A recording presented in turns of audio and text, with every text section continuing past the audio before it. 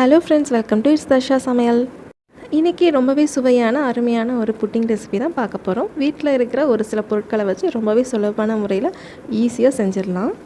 வாயில் போட்டதுமே கரையக்கூடிய இந்த புட்டிங் ரெசிபியை குழந்தைங்க ரொம்பவே விரும்பி சாப்பிடுவாங்க.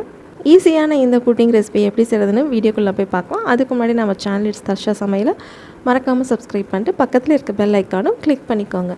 வீடியோ பிடிச்சிருந்தா லைக் பண்ணிவிட்டு ஃப்ரெண்ட்ஸ் ஃபேமிலி கூடயும் ஷேர் பண்ணிக்கோங்க. இந்த புட்டிங் ரெசிபி செய்கிறதுக்கு 3 முட்டைகள் எடுத்துக்கலாம். ஒரு மிக்சிங் பவுலில் இந்த மாதிரி உடச்சி ஊற்றிட்டு விஸ்கு வச்சு நல்லா கலந்துக்கலாம். முட்டைகளை எந்த திப்பிகளும் இல்லாமல் நல்லா ஃபைனாக அடித்து விட்டுக்கோங்க. இது போல் அப்போ தான் நம்மளோட புட்டிங் நல்லா சுவையாகவும் நல்லா டெக்ஸ்சராகவும் கிடைக்கும்.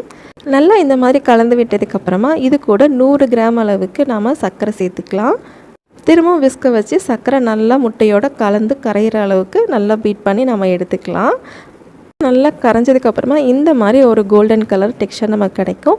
இது கூட நம்ம ஸ்வீட் செய்கிறதுனால ஒரு சிட்டிகை, அதாவது ஒரு பிஞ்ச் அளவுக்கு உப்பு சேர்த்துக்கலாம். இது கூட நல்ல ஃப்ளேவர் அண்ட் கலருக்காக இது கூட குங்குமப்பூ பால் சேர்த்துருக்கேன். ஒரு 5 இதழ்களை நல்ல சூடான பாலில் கலந்து அதை நான் சேர்த்துருக்கேன்.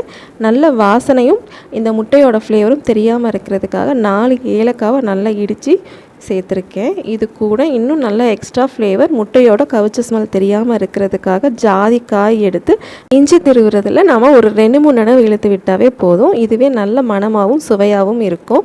நமக்கு முட்டையோட ஃப்ளேவரை வந்து டாமினேட் பண்ணி கொடுக்கும். ஒரு சிலருக்கு முட்டையோட ஃப்ளேவர் பிடிக்காது.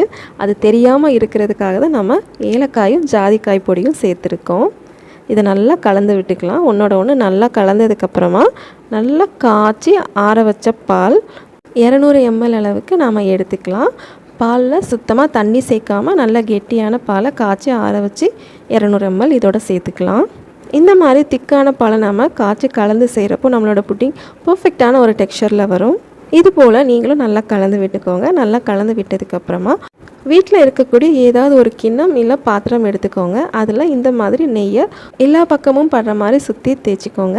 நான் இன்றைக்கி 2 கிண்ணி எடுத்திருக்கேன். உங்களுக்கு ஒரே கிண்ணம் வேணும்னாலும் நம்ம போட்டு செஞ்சுக்கலாம். கிண்ணங்களில் இந்த மாதிரி நெய் அப்ளை பண்ணதுக்கப்புறமா நாம் இதில் 3/4 அளவுக்கு ஊற்றி எடுத்துக்கலாம். எனக்கு எக்ஸ்ட்ராவாக இன்னொரு கப்பு கிடச்சிருக்கு. அதுக்கப்புறம் இதுக்கு மேலே நம்ம ஒரு சில்வர் ஃபாயிலை எடுத்து இந்த மாதிரி நல்லா டைட்டாக ஃபோல்ட் பண்ணிக்கலாம். நம்ம ஆவியில் வேக வைக்க போகிறோம் அப்படிங்கிறதுனால உள்ளே தண்ணி விழாமல் இருக்கிறதுக்காக தான் நம்ம சில்வர் ஃபாயிலை வச்சு சுற்றி வந்து இந்த மாதிரி டைட்டாக ஃபோல்ட் பண்ணுறோம். சப்போஸ் இதுக்கு செட் ஆகிற மாதிரி உங்கள்கிட்ட தட்டு இருந்ததுன்னா தட்டை கூட நம்ம மேலே வச்சு மூடி மாதிரி யூஸ் பண்ணிக்கலாம். உள்ளே தண்ணி போகாத அளவுக்கு இருந்ததுன்னா நம்மளோட புட்டிங் வந்து கரெக்டான ஒரு ஷேப் அண்ட் டெக்ஸ்சரில் கிடைக்கும். அதுக்காக தான் நம்ம மேலே இந்த மாதிரி மூடி வைக்கிறோம். சில்வர் ஃபாயிலாக இருந்தால் இன்னும் நல்லாயிருக்கும். நம்ம கேக் மாதிரி இது பொங்கி வராது அப்படிங்கிறதுனால நம்ம எவ்வளோ குவான்டிட்டி ஊற்றி வைக்கிறோமோ அந்த அளவுக்கு தான் நமக்கு புட்டிங் வந்து ரெடியாகும். அதனால் பயப்படாமல் 3/4 கிண்ணம் அளவுக்கு நம்ம ரெடி பண்ண வச்ச பேட்டரை வந்து ஊற்றிக்கலாம். இந்த மாதிரி எல்லாத்தையும் சில்வர் ஃபாயிலை வச்சு கவர் பண்ணதுக்கப்புறமா ஒரு கடாயில் இல்லை அப்படின்னா இட்லி கொப்பரையில் நல்லா தண்ணி கொதித்து வந்ததுக்கப்புறமா நம்ம ரெடி பண்ணி வச்ச கிண்ணியை வைக்கிறதுக்கு தோதா ஒரு பாத்திரத்தை வச்சு அதுக்கு மேலே நம்ம இந்த கிண்ணியை வச்சிடலாம். குட்டி குட்டி கிண்ணங்கள்லாம் நம்ம ஊற்றி வச்சுருக்கோம் அப்படிங்கிறனால ஒரு 20 நிமிஷத்துலேயும் நல்லா வெந்துடும். சப்போஸ் நீங்கள் ஒரே பெரிய கிண்ணமாக ஊற்றி வைக்கிறதா இருந்தால் 30 நிமிஷத்துலேருந்து 40 நிமிஷம் வரைக்கும் ஆகும். இப்போ நம்ம குட்டி குட்டி கிண்ணம் அப்படிங்கிறனால ஒரு 20 நிமிஷத்துலேயே சூப்பராக வெந்துருச்சு. நம்ம ஸ்டவ் ஆஃப் பண்ணிவிட்டு தனியாக எடுத்து வச்சிடலாம். நல்லா ஆறட்டும். ஆறுனதுக்கு அப்புறமா நாம் டீஃபோல்ட் பண்ணிடலாம். மேலே இருக்க சில்வர் ஃபாயிலை எடுத்துகிட்டு ஒரு 1/2 மணி நேரம் நல்லா ஆற விட்டுடலாம். நல்லா ஆறுனதுக்கப்புறம் டீமோல்ட் பண்ணோம் அப்படின்னா சூப்பராக வந்துடும். நம்ம புட்டிங்கில் குங்குமப்பூ சேர்த்துருக்கிறதுனால இன்னும் எக்ஸ்ட்ரா ஃப்ளேவர் அண்ட் கலர்ஃபுல்லாக நமக்கு புட்டிங் கிடச்சிருக்கு. சுற்றி இந்த மாதிரி நம்ம கத்தியை வச்சு ஓரங்களில் டீமோல்ட் பண்ணி அதுக்கப்புறம் நம்ம எடுத்தோம் அப்படின்னா அழகாக இந்த மாதிரி வந்துடும். இந்த புட்டிங்கை ஒரு 1/2 மணி நேரம் ஃப்ரிட்ஜில் வச்சு நல்லா சில்லுன்னு கூலிங்காகவும் சாப்பிட்லாம். இன்னும் சூப்பராக இருக்கும்.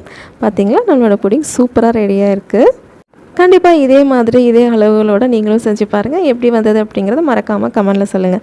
இந்த ஸ்வீட்டான சூப்பரான புட்டிங் ரெசிபி உங்களுக்கு பிடிச்சிருந்தது அப்படின்னா மறக்காமல் லைக் பண்ணிவிட்டு ஃப்ரெண்ட்ஸ் ஃபேமிலி கூடயும் ஷேர் பண்ணிக்கோங்க. இன்னொரு இன்ட்ரெஸ்டிங்கான வீடியோவில் சந்திக்கிறேன். அன்டில் தென் பாய், டேக் கேர்.